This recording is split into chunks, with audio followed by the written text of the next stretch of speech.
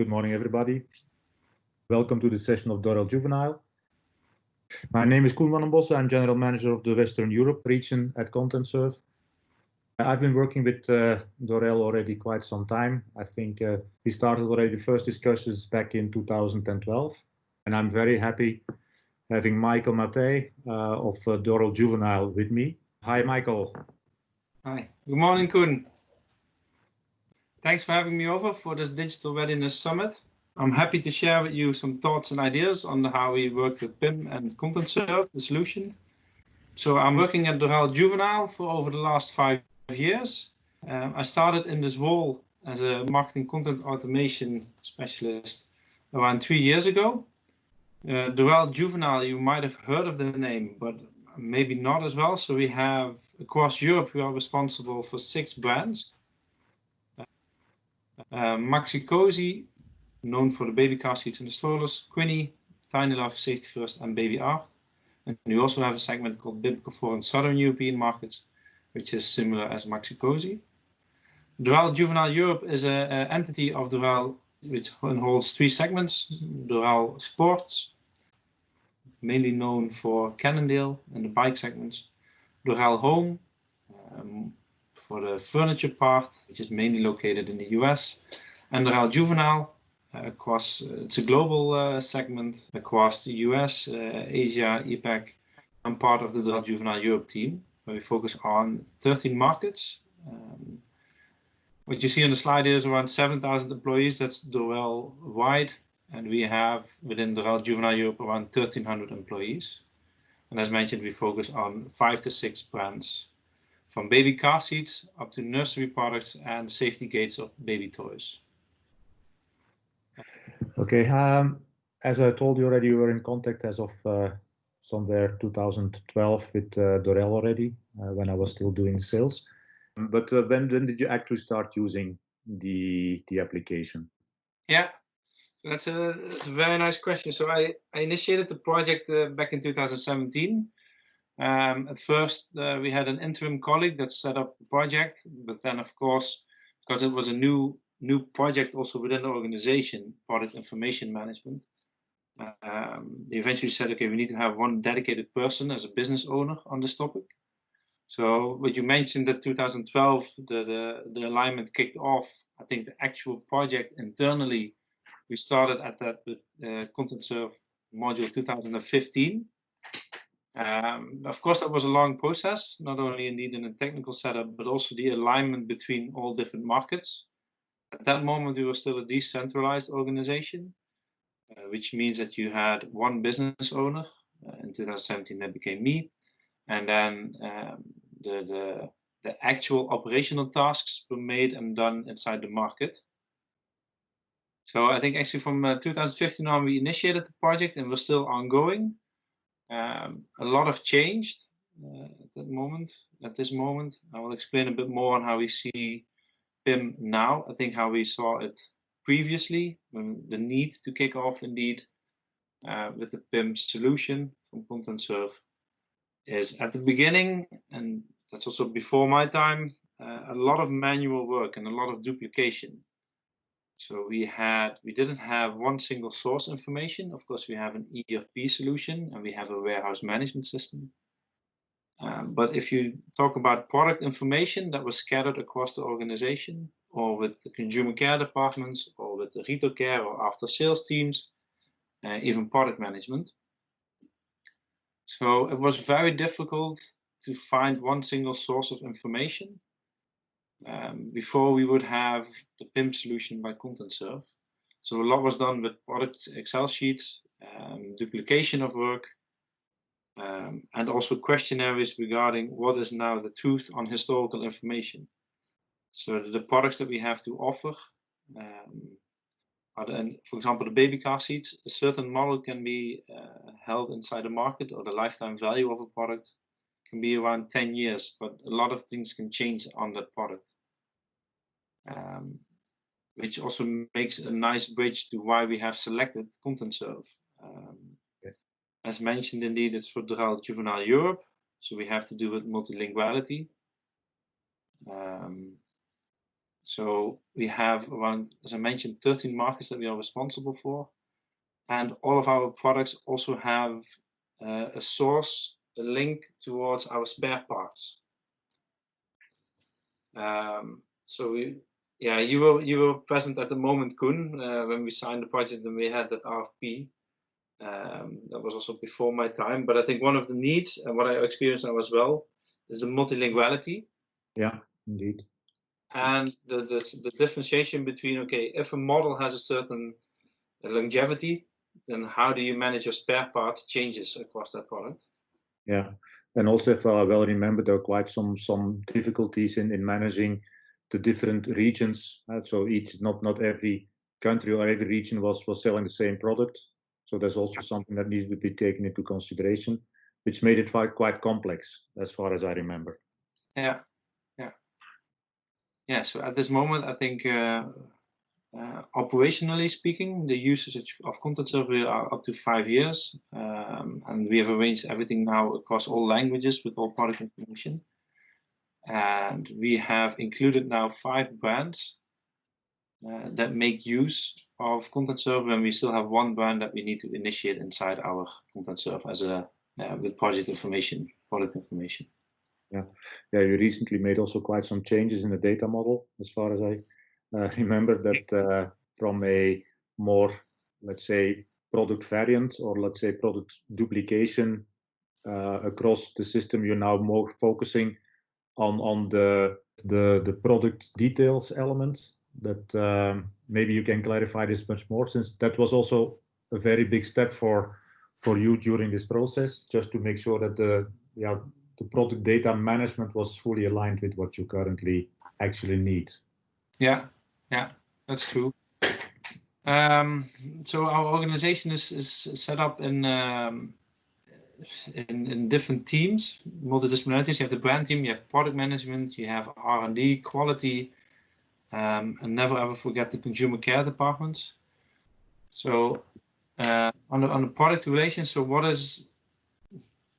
what do we have to offer versus what are the needs for the clients, for our retailers and for the consumers to have enabled as a product information.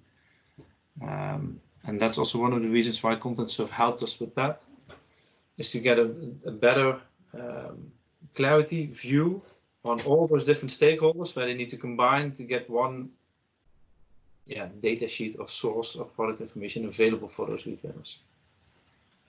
So I think if you look at the key benefits that we had thanks to Contentserv, PIM, the alignment between the departments, so no back and forth of requirements from each other. One single source of information can be found across multiple departments. Time savings, so no duplication in there. So you have, when we launch a new product introduction, it's a give and take of an average of 9 to 12 months, not including the product development. Every team, every stakeholder inside each step knows when to deliver which content element for the product information. And the other part, I think I already mentioned that, but it's very crucial, the awareness within the project management team, within the product management team, on the deliverables. Yeah. Were you also in the past able to how can I say, putting the links between assets, the images and products, has this been improved as well compared to the past, or? Question. Yes. So you might call it a very basic solution, but indeed a naming convention, and also inside that MPI process, because certain stakeholders are responsible for their own tasks. Imagine here the pack shots photography is being managed by a colleague who's not part of the product management team. So the alignment there between, okay, what are the unique selling points of a certain product versus what do we want to put on an asset, on an image, and when should both of them be delivered in order to execute the product on our channels. Is there also a need now to optimize translations? Is there some I know that in the past we were using our translation management tool to try to centralize the translations, but you were not able to manage this. Is this something which is now again in the picture? Yes. Yes, so that also has to do with how the organization is set up. When we initiated the project, what I mentioned before, in 2015, one business owner and the markets were in the lead. So product management was responsible to deliver the information. The business owner would support the project and make sure that the timings are respected and that the needs are clear. And then the markets were accountable for all translations. And we had indeed implemented the translations module, I think around 2016 or 17. But what we experienced with, of course, changing of FTEs, of colleagues inside the markets, which is a process to explain and to train a lot more inside those markets. We noticed that, okay, the translations part can be managed and handled by the markets. However, last year we made a switch inside our organization that we moved from decentral to a centralized organization, which means that all content management for product information is now also centralized inside the Netherlands. We work now with 4 colleagues on optimizing the product information across different channels, and there we also maintain our own translations. But this is still a step that we can take. Because now translations are being managed with a localization partner and manually executed inside our solution from Contentserv, inside our PIM system. So I think next steps would be indeed for translations part is to see how we can automate that further and exclude manual steps and also save time there. Okay. And if you look long term, what are additional elements that you would like to achieve using the Contentserv platform? Yeah, well, I'm very happy already with the centralization part, because that already saves time, like I mentioned, to explain internally with markets and how to manage that in time efficiency. So that step, but that also has to do with PIM, but that's more on an organizational point, and that would be also then a tip for others. Any specific needs that you still want to achieve or want to fill in using the Contentserv platform? Yeah,